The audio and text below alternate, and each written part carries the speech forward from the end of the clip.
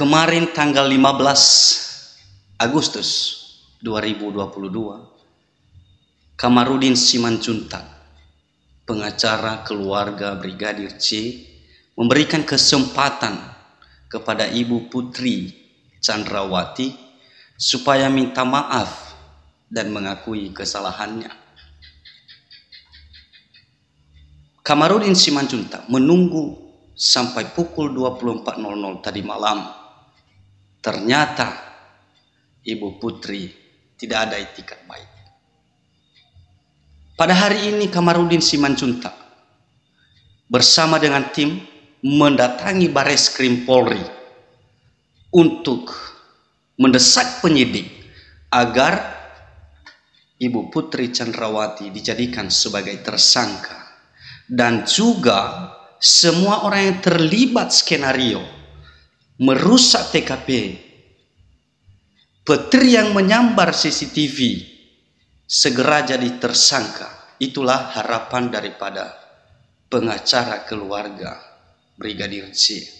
Berdiskusi oleh pejabat utama Mabes Polri. Di dalam diskusi itu saya meminta supaya ditetapkan orang-orang tertentu menjadi tersangka, dengan alasan saya sudah memberikan solusi supaya orang itu meninggalkan cara-cara yang lama, fitnah-fitnah, tetapi tidak mau meninggalkan cara itu, tetap mereka bergelimang di dalam dosa fitnah itu.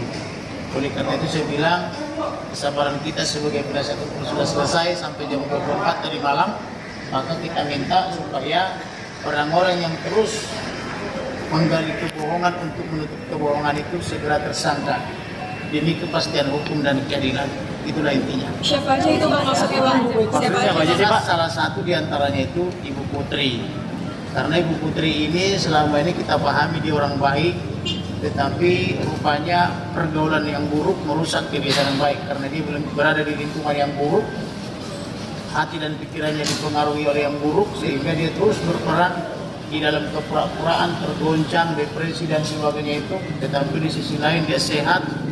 Misalnya antara lain diduga melakukan penyuapan, ada yang 500 juta, ada yang 1M dan sebagainya. Bahkan ada juga informasi kemarin pengakuan dari LPSK juga melakukan percobaan penyuapan yaitu oleh suaminya dan sebagainya. Jadi kita pikir ini sandiwara semua.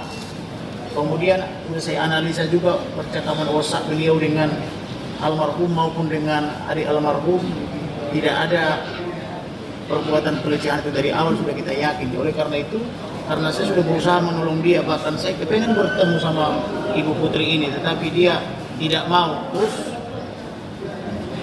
berpura-pura melakukan obstruction of justice juga, persekongkolan jahat juga atau perbuatan jahat, menyebar kebohongan atau hoax juga di tengah masyarakat.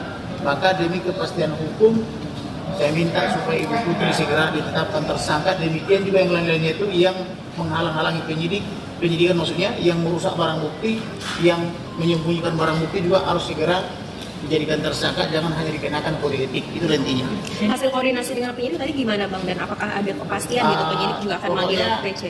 Saya meminta itu dengan sangat, dan mereka lagi pertimbangkan. Akan ada pemanggilan juga terhadap PC dari penyidik Bareskrim tadi ada info? Karena kalau cuma alasan katanya itu terguncang, depresi, ya digantilah psikolog klinisnya menjadi psikiater atau dokter psikiater, karena dokter psikiater itu kan lebih hebat dia dan lebih luas jangkauannya, bisa diberikan dia misalnya obat supaya tidak depresi atau dibikin treatment tertentu yang terukur gitu loh, supaya dia bisa bahagia kan begitu, daripada terus berpura-pura kan nanti masyarakat jadi menganggap penegakan hukum di negeri ini kan bisa dipermainkan toh. Oleh karena itu, karena kami sebagai penegak hukum di sini dan tim tidak mau hukum dipermainkan, maka kita minta kepada Kabar Reskrim, kepada Dirtipidum dan kepada yang lainnya juga, hukum harus ditegakkan. Jangan hukum ditipu dengan kepura-puraan, apalagi dengan cara-cara obstruction of justice gitu. Iya, sangat disayangkan tindakan atau perilaku Ibu Putri Chandrawati ini yang berdiam diri dan kita tidak tahu apakah Ibu Putri ini sedang sakit jiwa, sakit gigi, atau sakit apa, kita tidak tahu ya. Tetapi diduga Ibu Putri ada di TKP pada saat kejadian pembunuhan Brigadir J, dan tentu dia adalah salah satu saksi kunci yang kita harapkan ada kesaksiannya di kepolisian. Dan saat ini kita tentu bertanya-tanya, kenapa sih penyidik tidak ada upayanya gitu ya untuk memanggil Putri dan meminta keterangan kepadanya?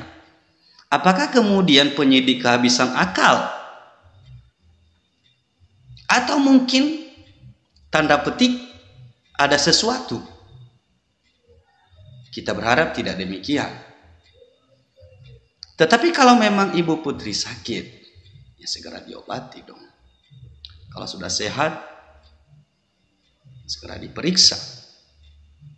Dan harapan Kamarudin, dan tentu harapan kita bersama, Kamarudin berjanji bahwa bukan hanya sekedar itu, dia akan melaporkan ya pembohongan yang sudah dilakukan oleh Ibu Putri terhadap almarhum Brigadir J yang mengatakan bahwa terjadi pelecehan seksual.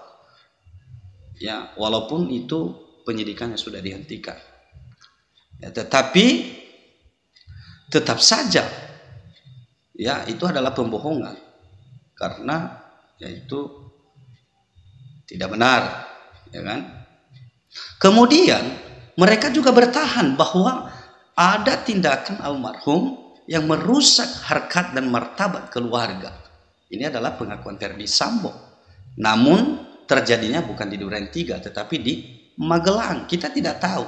Itulah sayangnya apa yang melukai harkat dan martabat inilah pertanyaan apa yang terjadi sebenarnya. Tentu itu kita tunggu klarifikasi daripada Verdi Sambo. Sebenarnya apa yang terjadi di Magelang itu, ya kan? Kalau memang terjadi pelecehan seksual, kenapa tidak dilaporkan di sana, ya kan? Yang tidak masuk akal lagi, kenapa kemudian ya yang melukai harkat dan martabat keluarga bisa bareng bersama-sama dengan Ibu Putri Joshua dari perjalanan Magelang ke Duren 3. Nah ini logikanya itu Sambo tidak masuk akal. Apalagi dia sudah jenderal 2 bintang kan. Ya sudah jenderal 2 bintang dan tidak mungkin dia itu bodoh dan goblok-goblok amat, tidaklah membiarkan istrinya kemudian bareng kepada seseorang yang melukai harkat dan martabat keluarganya. Kemudian teman-teman sekalian, yang lebih mengherankan lagi, rekening almarhum Brigadir Joshua masih aktif.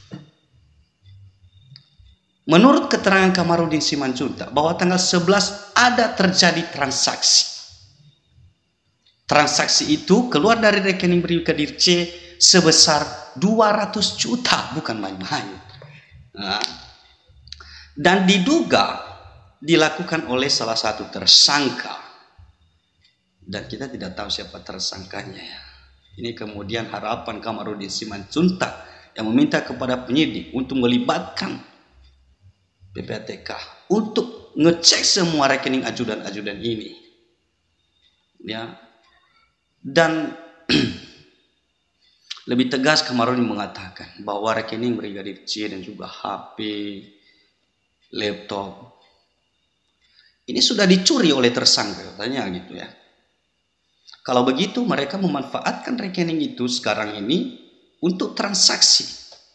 Masa ya sudah mati tapi bisa transaksi bank? Nah itu aneh.